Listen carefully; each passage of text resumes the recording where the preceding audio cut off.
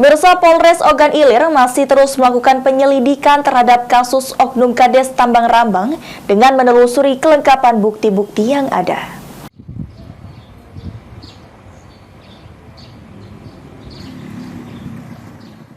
Kapolres Ogan Ilir AKBP Andi Basorahmat menjelaskan, saat ini perkara Oknum Kades tidak netral dari Desa Tambang Rambang, Kecamatan Rambang Kuang, Ogan Ilir masih dalam proses penyidikan.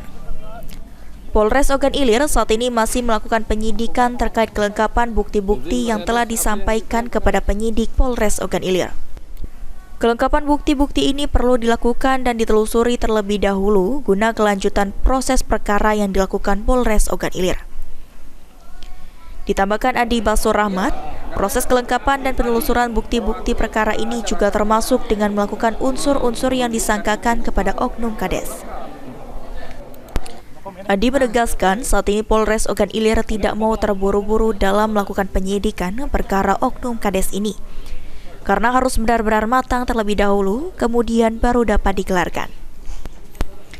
Dari kasus ini diharapkan sikap proaktif masyarakat dalam menunjukkan bukti-bukti tersebut, dikarenakan bukti-bukti yang belum lengkap, karena masih diperlukannya ahli bahasa yang melakukan penelitian bahasa, apakah bahasa yang dikeluarkan Oknum Kades mengandung unsur-unsur pelanggaran atau tidak. Yang terjadi, ini masih kita lakukan penyelidikan terkait kelengkapan bukti-buktinya.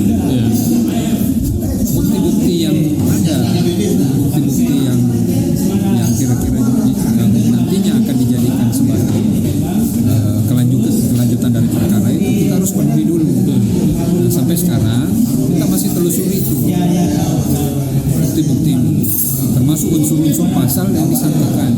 Apakah memenuhi unsur-unsur? Ya, itu pada prinsipnya itu kita tidak buru-buru dalam hal ini, karena ini harus matang betul, baru kemudian kita gelarkan. Ahmad Romawi, PAL TV.